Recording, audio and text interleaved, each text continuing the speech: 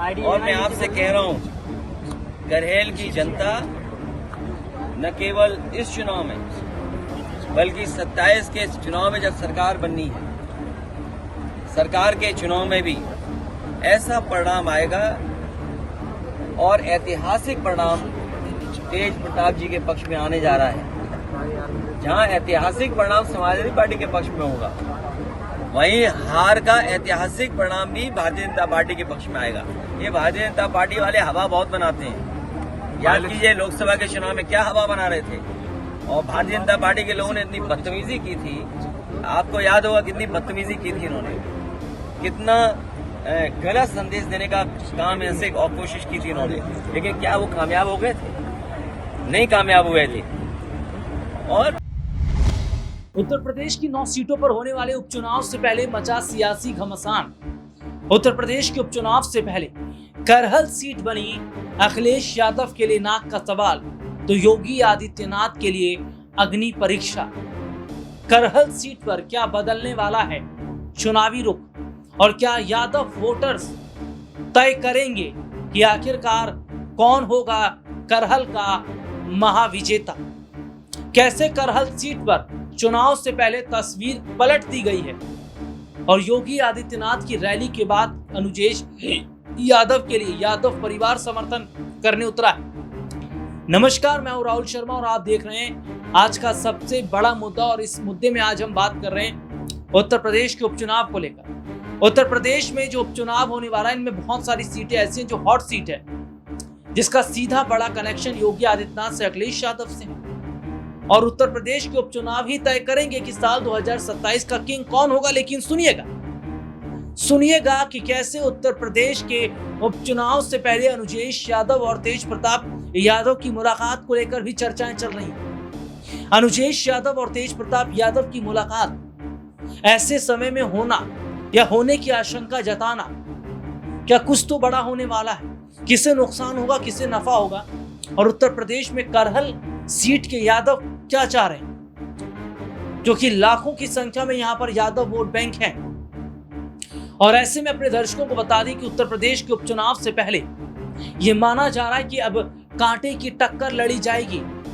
अनुजेश यादव और तेज प्रताप यादव के बीच में पूरी ताकत लगा दी यादव परिवार ने। अखिलेश यादव उतरे, डिंपल यादव उतरे, शिवपाल यादव उतरे, धर्मेंद्र यादव उतरे, शिवपाल के बेटे यहां पर उतरे आदित्य। सब कोई उतरता नजर आया, लेकिन यहां पर सीधे तौर पर देखा जा रहा कि अनुजेश यादव के साथ कौन? मेरे साथ मां है। वो फिल्म का डायलॉग आपने सुना जरूर होगा, और यही हो रहा है इस उपचुनाव में। यही हो रहा है कि अनुजेश यादव की मां, जो अभी तक कह रही थी मैं समाजवादी पार्टी को सपोर्ट करूंगी, समर्थन करूंगी, वो अपने बेटे के साथ खड़ी हो गई। खड़ी नहीं हुई, वो अपने बहू के साथ मिलकर डोर टू डोर प्रचार कर रही है, कैंपेनिंग शुरू कर दी गई है। यानी कि आप समझ रहे हैं, उत्तर प्रदेश के उपचुनाव से पहले door to door campaign Bharatiya Janata party ने शुरू करवा दिया यादव परिवार के लोगों से।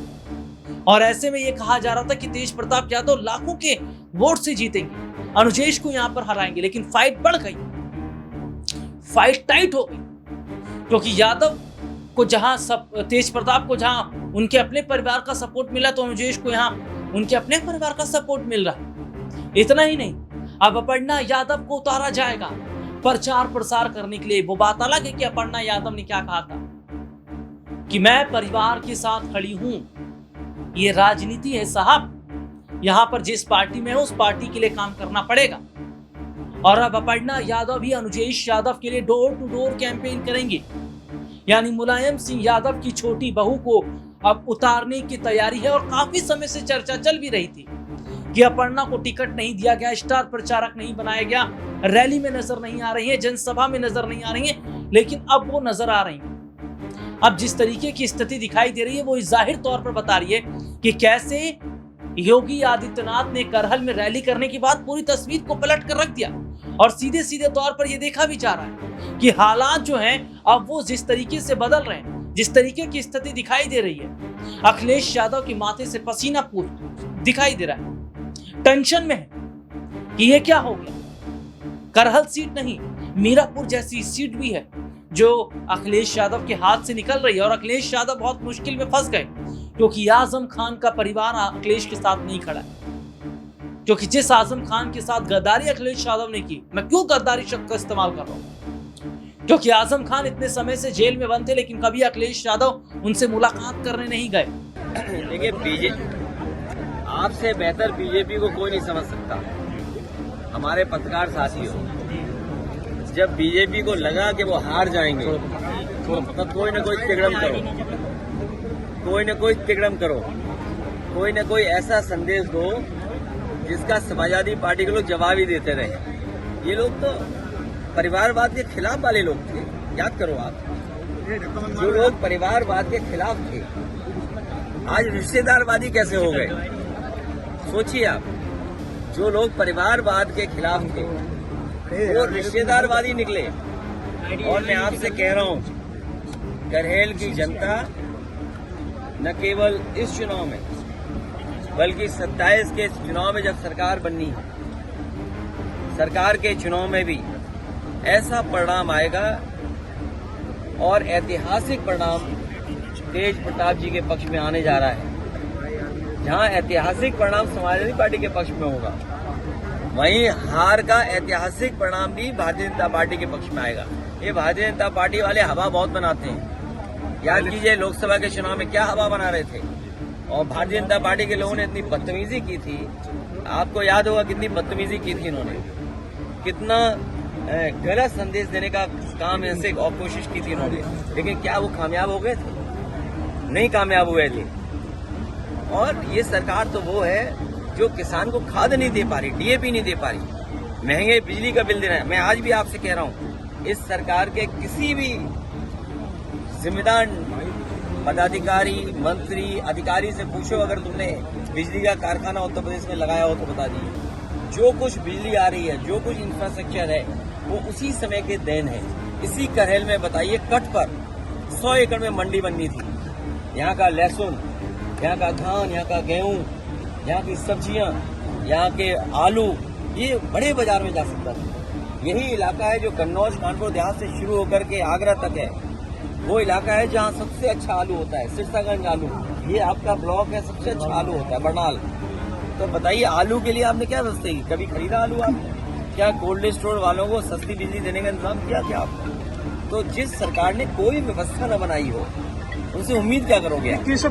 यहाँ पर अगर हम बात कर लेते हैं तो अब्दुल्ला आजम से कभी वो मुलाकात करने नहीं गए, और ये देखा जाता है कि चंद्रशेखर आजाद रावण मुलाकात करने गए अब्दुल्ला आजम से।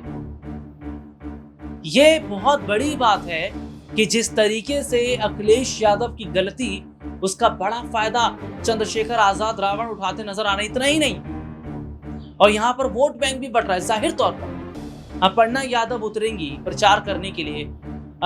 संध्या यादव का जिक्र करूं, राजनीति में हल्के में नहीं ले सकते संध्या यादव का। अच्छा राजनीतिक इतिहास उनका रहा, अच्छे खासे वोट उनको मिलते रहे, यादवों के बीच अच्छी पकड़ है उनकी, अनुजेश यादव की मां की अच्छी पकड़ है। और जाहिर तौर पर यहाँ पर तो यादव को तो फिर बटना ही पड़ेगा। जो यादव वोटर पहले नहीं बट रहा, तो वो अब बटेगा, क्योंकि door to door campaign Bharatiya Janata party ने शुरू कर दिया। और ऐसे में ये कहा जा रहा है कि अब सबसे बड़ा जो नुकसान है वो अखिलेश यादव को इसलिए और हो रहा है क्योंकि मुसलमान वोट बैंक ने उनका साथ छोड़ दिया है। वो बढ़ता नजर आ रहा है, यादव वोट बैंक बढ़ रहा है। तो क्या जो अखिलेश यादव आत्मविश्वास के साथ कह रहे थे कि हम 6 से 7 सीटें निकाल लेंगे, हम 5 से 7 सीटें निकाल लेंगे, वो अब हार रहे हैं। क्योंकि तस्वीर यही थी कि समाजवादी पार्टी एक तरफा कहीं ना कहीं जीतती नजर आ रही थी। लेकिन और बात मैं अगर ये भी कहूं तो जो उपचुनाव की तारीख को टाला गया, उसमें बीजेपी ने बड़ा फायदा कमा लिया। क्योंकि अगर तारीख टाली नहीं जाती तो सपा के समर्थन में पक्ष आना तय था, समाजवादी पार्टी की जीत तय थी। और जो तारीख बदली गई, इसमें फायदा बीजेपी ने उठाया। केशव प्रसाद मौर्य, योगी आदित्यनाथ, बीजेपी के तमाम बड़े बड़े नेता चुनावी मैदान में उतरे, प्रचार प्रसार कर रहे हैं, और इसका फायदा देखा जा रहा है। डोर टू डोर कैंपेन शुरू कर दिया गया। ये तमाम चीजें कहीं ना कहीं बताती हैं कि कैसे चुनाव के रुख को बदल दिया गया, तस्वीर को बदल दिया गया। और ये बहुत बड़ी बात है कि उत्तर प्रदेश के उपचुनाव से पहले समाजवादी पार्टी के लिए मुश्किलें बढ़ती नजर आ रही हैं। लेकिन क्या जो खबरें ये भी चल रही हैं कि अनुजेश यादव और तेज प्रताप की मुलाकात हो सकती है, इसके मायने क्या कुछ वाकई और बड़ा होने वाला है? और क्या उत्तर प्रदेश के उपचुनाव की तस्वीर वाकई दिलचस्प रहेगी देखने के लिए, और खासतौर पर करहल सीट का मुकाबला। आज के इस प्रोग्राम में इतना ही, आपसे फिर दोबारा मुलाकात होगी, तब तक के लिए इजाजत दीजिए, नमस्कार।